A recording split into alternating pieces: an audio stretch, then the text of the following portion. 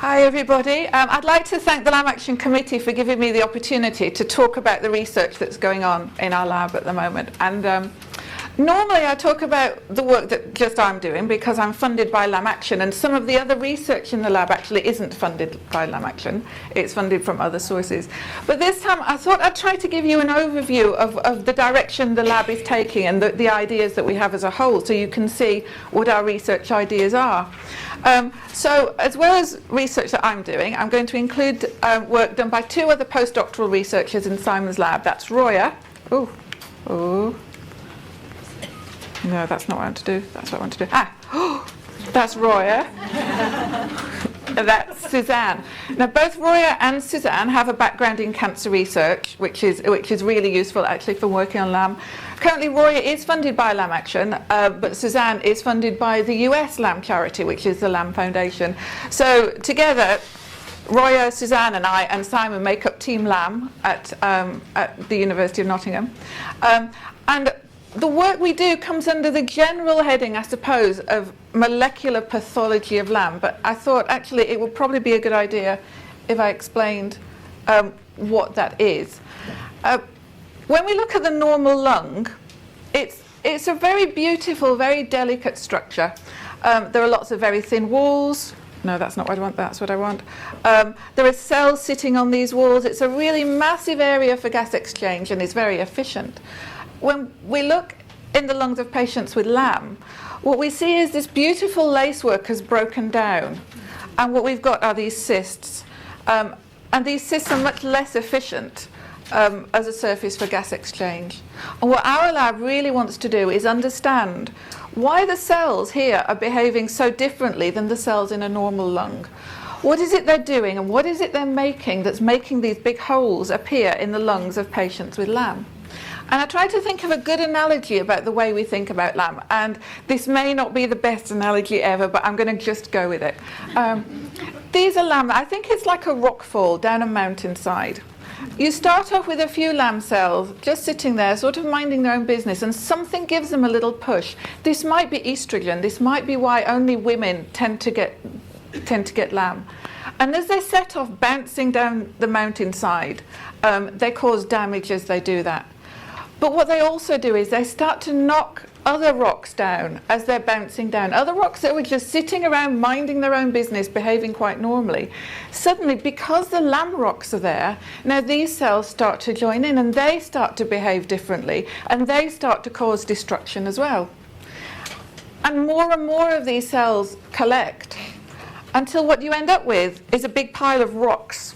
But not all of the rocks are LAM rocks. So not all of the cells that are causing the phenotype you see, the disease you see, are the LAM cells. There are other cells, rocks involved. So what we need is something to stop them falling down the mountainside, and we have rapamycin. Now what rapamycin will do if you take rapamycin is it will hold them in position. It won't push them back up the hill, but as long as you take rapamycin, they won't carry on falling down. So your disease should be relatively stable if you take rapamycin. But if you stop taking rapamycin, then they will just carry on falling down the mountainside. So the issue with rapamycin is actually it doesn't take the cells away. It just holds them in position as long as you take it. And if you stop taking it, the disease can progress. What if you take rapamycin a bit later in the disease, when there are other cells, other rocks involved? Well, what we're worried will happen is the rapamycin can still hold your LAM cells back, but the other cells, because they're not LAM cells, will actually just keep bouncing down the hill. So what you'll end up with really is a disease that carries on progressing even though you're taking rapamycin, and what you need are other treatments as well. And these other treatments are designed to hit all these other pathways that might be causing your disease. And the other issue is that different kinds of rocks, different kinds of cells might actually need different treatments. So we might not need just one treatment. We might not just need rapamycin. We might need 2 or 3 that hit all the different kinds of things that are happening in your lung at the same time. So this is what LAM researchers throughout the world are looking for. One, they're looking for a drug that if you give it with rapamycin will just kill the cells, will just obliterate them. Not hold them in position, but just wipe them out entirely. we're looking for treatments that will target the other cells, which you can take as well as rapamycin. And the important thing is we're looking at drug repurposing. That is, we're not trying to find some compound that no one has ever used in people before. We're trying to find a drug that is already known to be safe and effective, but is actually used in a completely different disease, which is actually what rapamycin is. And in order to do that, we need to understand really, really well exactly what's happening in LAM, exactly what the cells are doing. Because if we do that, we can find things that are happening in LAM that are happening in other diseases. And in other diseases, there are already treatments. So now we have treatments we can take immediately across and try in LAM. Nottingham actually is in a really good place to do this. If you've been to the UK LAM Centre in Nottingham, let's see if I can make this do. Oh, there it is. That's the sign on the door. If you walk down this corridor here, just where that lady has gone past on the right-hand side, that's the Division of Respiratory Medicine, and that's where Team LAM are based. So it's a 5-second brisk walk from the LAM Centre to our research lab. And what that means is that we have really good interaction between the clinical side of LAM at Nottingham and the bench research side. So when we're looking at samples in the lab, we have the clinical information about the person that those samples came from. And that is a real strength of our research in Nottingham. So away from cartoons, let's have a look at what LAM actually looks like. At the very earliest stages, it's really hard to see much that's wrong. But can you see those little dark cells there? And there's a few more there. It just looks slightly thicker, slightly darker. And here there are some. I think these are the earliest stages of LAM that we can see. If we look really hard in there, we can find some little brown cells that express a specific marker, which is called PNL2. And I'm telling you that because you might see it in some of my other diagrams. PNL2 tells us that we're looking at a LAM cell, because only LAM cells in the lung make this protein called PNL2. And then we can stain it brown and we can see where the LAM cells are. And then what happens is, by some mechanism that's not completely clear, those few LAM cells which are there start to make big cysts. And then the big cysts start to coalesce. So if you have two cysts together, you can quite suddenly get one much bigger cyst. Then you start to see in the cyst these little clumps of cells. There's some there, and there's some there, and they get bigger, so that actually they're reasonably clear here, and they get bigger, and you can see they're sort of growing into the cyst. And then finally, these are from lungs from patients who've had transplants. So these are from the donated lungs. You can see there's very little of the normal structure of the lung left. And these cells are starting to fill up the whole lung. And this is our rockfall. This is our rockfall that contained LAM cells and lots of other cell types as well. So starting from the beginning of the disease here, where we think we've just got LAM cells, to here, we've accumulated lots of different cells. Now we know we've got lots of different cells, because the good thing about cells is, if they're different, they tend to make different proteins. And we have techniques that allow us to look at these different proteins and then turn them brown. And then we look down the microscope and we can say, oh yeah, we've got lymphatic cells, we've got fibroblasts, we've got immune cells. So we can use these brown stains to see what kind of cells are there. And this is where the sort of quantitative molecular pathology comes into it. So what we do is, this is quite a big section of a lung, and you can see here and there are areas that are brown, and here is just a close-up of one of the areas that's been stained brown for a particular marker. But we have a whole load of different markers, and we do them all. And then when we look at them, we say, wow, that's not very brown at all. And that's really, really brown. And that's interesting to us because it tells us what types of cells are there. But now we have a collaborator who is a medical statistician, and that's Dr. Ian Stewart, who works at City Hospital in Nottingham. For him, you can't say it's a bit brown, or it's middle brown, or wow, that's really, really brown. He likes to put numbers on this. So what he's done is he's written a computer program for us that will actually measure how brown each of these samples is. And it will go from a very big number to a very small number. But the important thing is what he has now is a number. And once you have a number to represent this, you can start to use mathematics and statistics to compare with other things that have numbers on them. For example, your lung function. So what Ian Stewart is doing is he's allowing us to take our immunohistochemistry and our beautiful pictures of staining, knowing what that patient is like, because we have the clinical data for that patient. He can then say, well, if you have this marker, then you're more likely to have late disease. If you have this marker, you're more likely to have early disease. And what we want him to be able to do is say, if you have this marker, this will be the best treatment for your disease. So that's where we're heading. This is a sort of idea of this. One of the markers is a protein called phospho-S6. And if you have people who, this tells you how much phospho-S6 you have in your LAM. You can have a bit or you can have a lot. So it goes from around like 10% to maybe 50, 60%.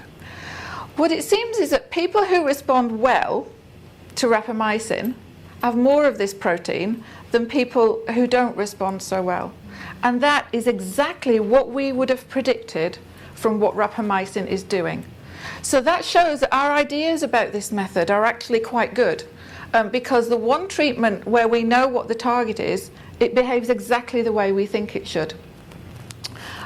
So what I'm going to talk to you now about is some of the other targets we're looking at.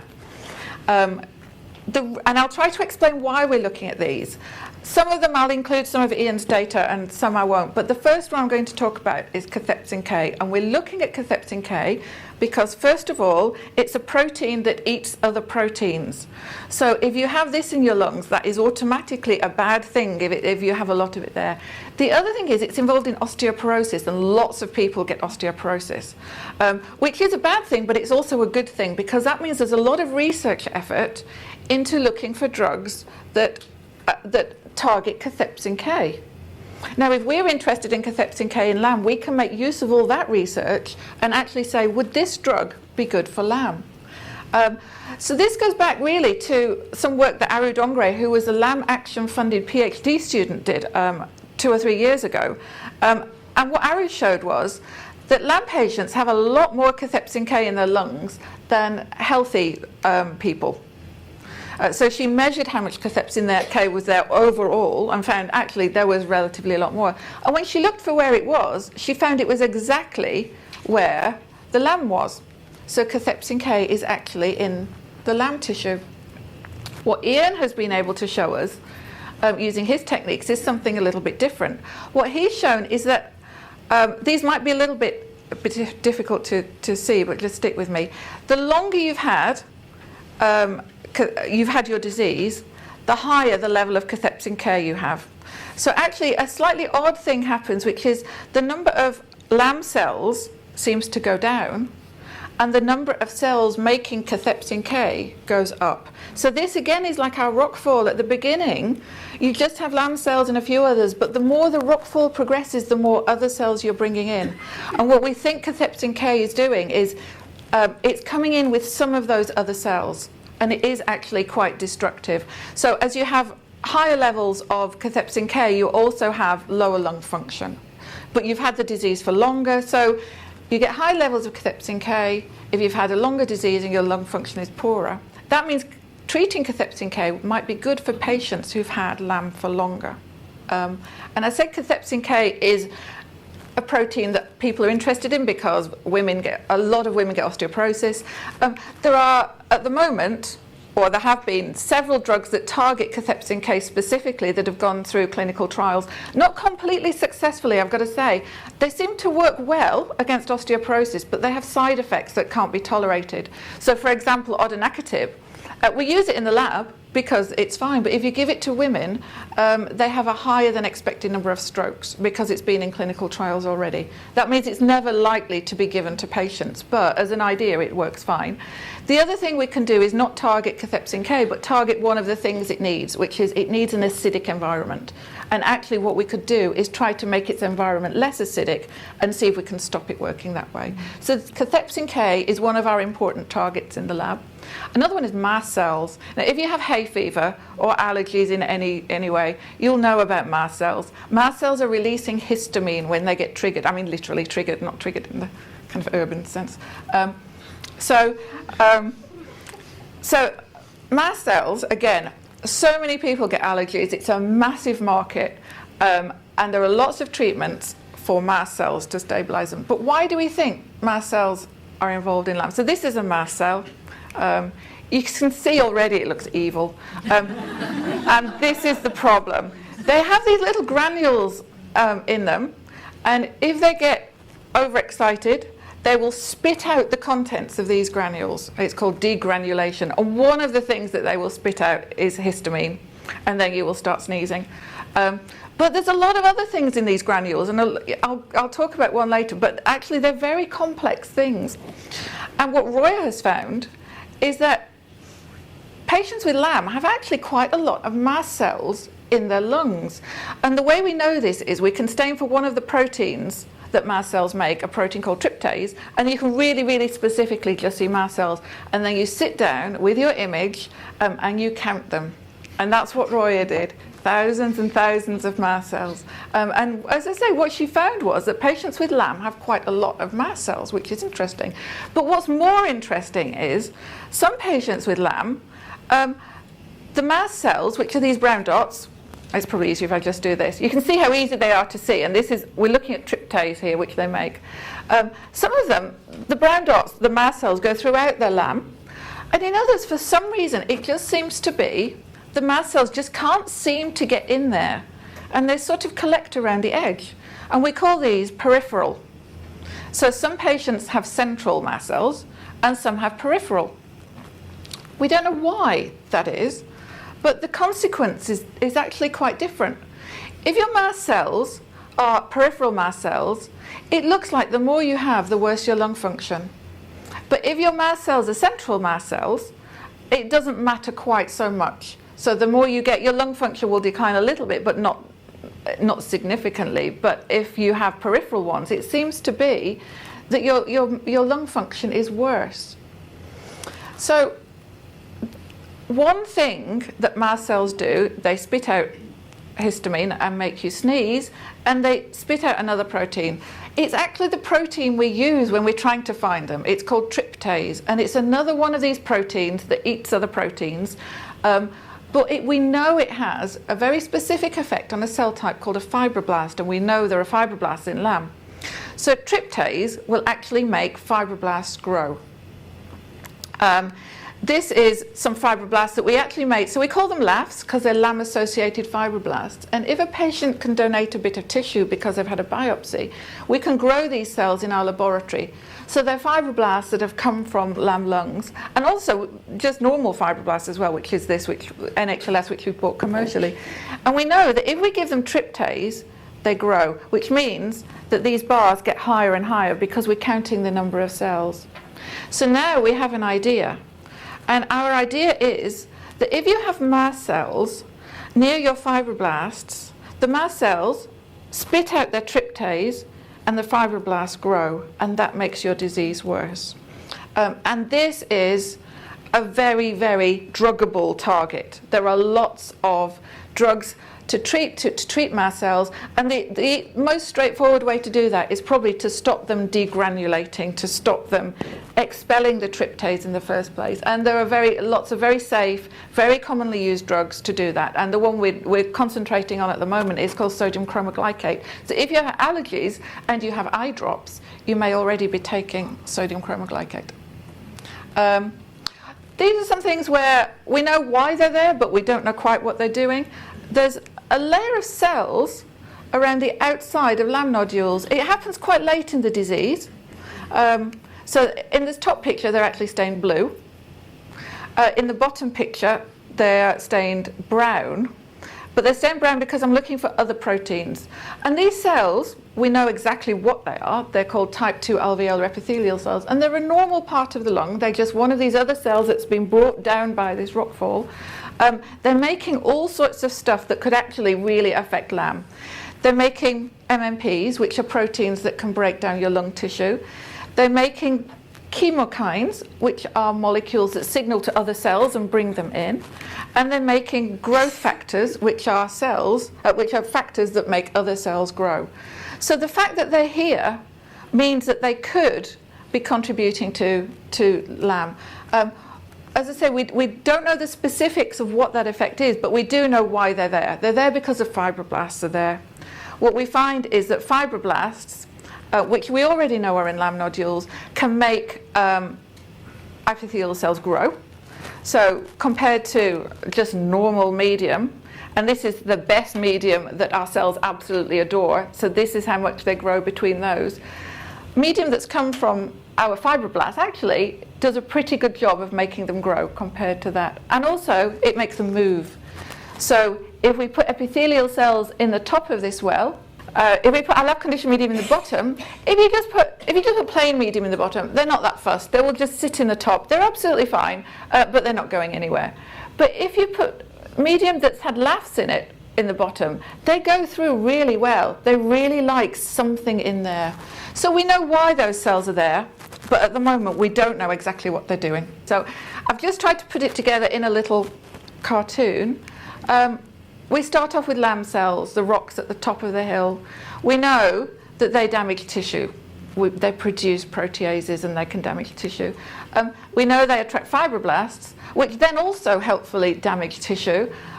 We know the fibroblasts attract epithelial cells, but we don't know what the consequence of that is. But using Ian and his molecular pathology, actually now we can say, is it good or bad to have epithelial cells there? Because he allows us to answer that type of question. We think the fibroblasts attract mast cells. And then the mast cells helpfully help the fibroblasts to grow. So now there are more fibroblasts to attract mast cells, and now there are more mast cells to make the fibroblasts grow. And you can see how this is going. And mast cells are very targetable with current therapies, so that's great. So this is really how the approaches that we're using in the lab at the moment, how they all interconnect really. Because LAM is not a simple disease. It's a disease where lots of cells come together, and the behavior of all the cells together results in the phenotype that you see. And this is what we're trying to understand. We have to understand all these pathways really well so that we can find the ones that have already been studied and just take the therapy that's already been devised for that and just drop it on top of LAM. So I'm going to end there. I'd just like to thank, obviously, all the patients who have consented for us to have their tissue. It is such an incredible resource that we have. I mean, we're probably unique in the world in having so many patient-donated tissues that are with linked clinical information, and it's just been fantastic for us. Obviously, to LAM Action for supporting my salary, to LAM Action for supporting Roya's salary and Aru's PhD studentship before that. Thanks to Roya and Suzanne, who've generated a lot of the data that I show you here, and Ian Stewart, our statistician, who can turn our brown staining into numbers as if it's like magic. But thank you.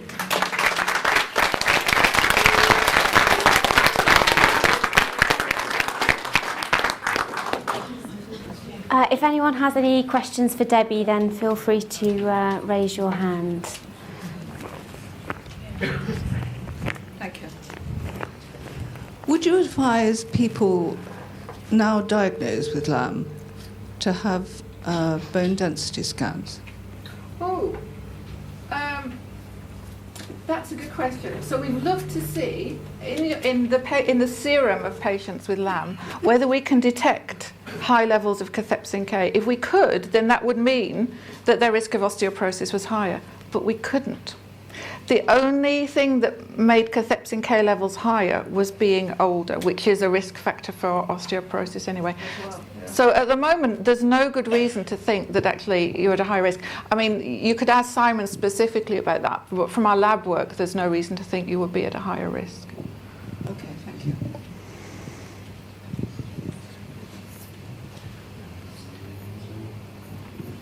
Hi. It sounds like you're looking into most of the things you're looking into would be in addition to rapamycin. Yes. Are you looking into anything that would be a replacement or just standalone treatment? Rapamycin is an excellent treatment for LAM. It's so in the lab, when we use it on our cells, it works at very low levels, but it doesn't.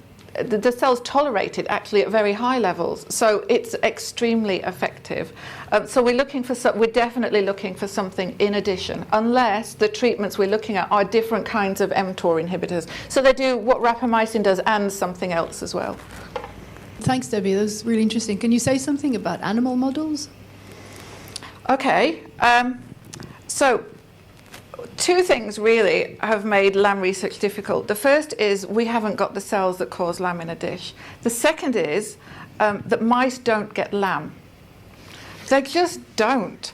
I mean, you can give them the mutation that causes LAM and they will have tumours, but they won't naturally get LAM.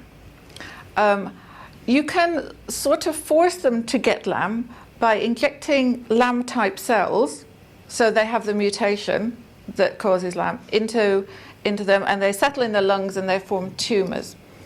But now these two problems are together. One is you don't actually know what kind of cell a LAM cell is because no one has ever grown them. So we actually use a cell that was originally a kidney epithelial cell. And the mice, we don't know why they don't get LAM. So if you don't know that, it's really hard to make a mouse model. So that's the issue with mouse models and LAM research. Having said that, it is expected by publishers who are going to publish your journals and people who will review your grants that you will test your ideas in a mouse model. So the model we use is the one where you inject cells and they form tumours in the lungs, and then you could treat the mice with LAM. One of the really important things about finding the cell of origin of LAM is that then you can directly make mouse models where you target that. So if it was, for example, a mesothelial cell, you can genetically make mice that have loss of TSE2 in mesothelial cells. You can make that very, very precisely, and that would be a much better model than what we have. So mouse models and LAM, they do go on. They're not ideal, but it's an expectation in this kind of research that you will test your ideas in an animal model. So that's what we have to do.